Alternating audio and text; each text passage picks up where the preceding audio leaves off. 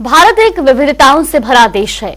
हिंदू, मुस्लिम, सिख, ईसाई जैसे तमाम धर्मों के लोग यहाँ एक साथ रहते हैं। आजादी के बाद कुछ धर्मों की आबादी तेजी से बढ़ी है तो कुछ की कम भी हुई है।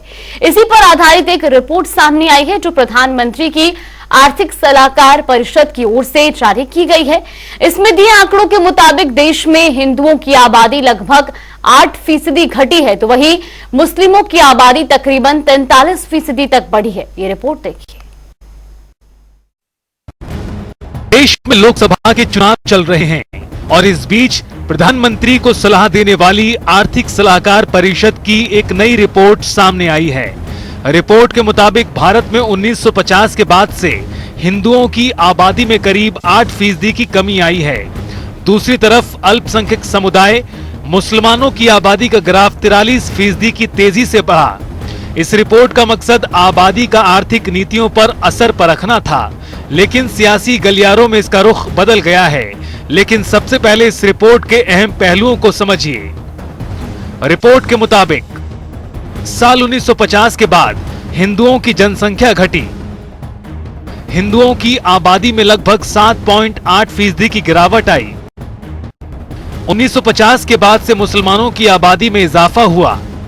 मुसलमानों की हिस्सेदारी में तकरीबन 43% का इजाफा हुआ।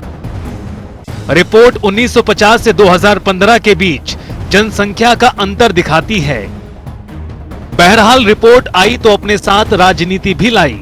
कोई इसे तुष्टीकरण की नीतियों का नतीजा मान रहा है तो कोई इसे मुद्दों से भटकाने वाला करार दे रहा है। जनसंख्या का इस रफ्तार से बढ़ना और उस बढ़ती हुई जनसंख्या को ललचाई नजरों से देखकर राजनीति करने को तत्पर होना, इसलिए मैं विपक्षी दलों से, इंडी गठबंधन से पूछना चाहता हूं कि आप संख्या के आधार पर आरक्षण देने की बात कर रहे हैं तो इस बढ़ती जनसंख्या पे कितना आरक्षण आप बढ़ाते चले जाएंगे भविष्य में और किसका काटते चले जाएंगे?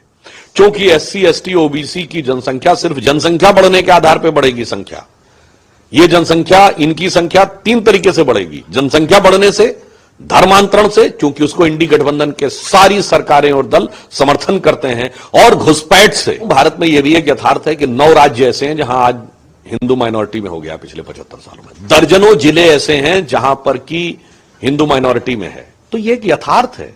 और इलाहाबाद हाईकोर्ट ने 2006-07 में एक जजमेंट भी दिया था जिसमें उसने कहा था कि 40%, 45% पॉपुलेशन को माइनॉरिटी नहीं माना जाता। बिना जनगणना का आप रिपोर्ट दे रही है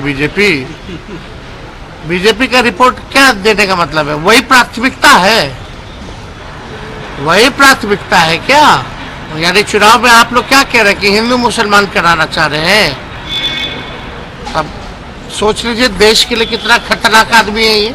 और आपको बता दें, मुद्दे की बात करनी चाहिए प्रधानमंत्री जी को।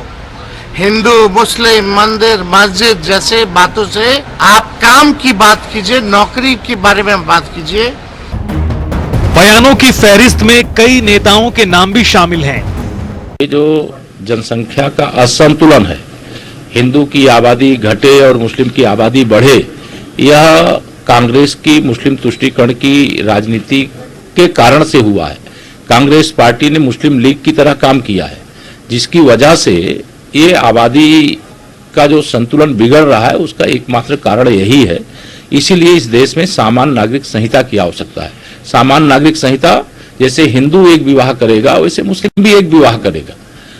ये नहीं कि हम 5 हमारे 25 के फार्मूले से आबादी का संतुलन बिगड़े, फिर देश के अंदर एक और पाकिस्तान की मांग पैदा हो। इस प्रकार की चीजों को रोकने के लिए सामान्य नागरिक संहिता इस देश में जरूरी है।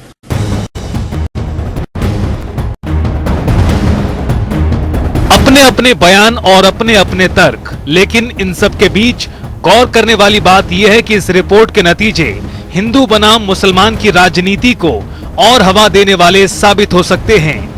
न्यूज डेस्क, जनता टीवी।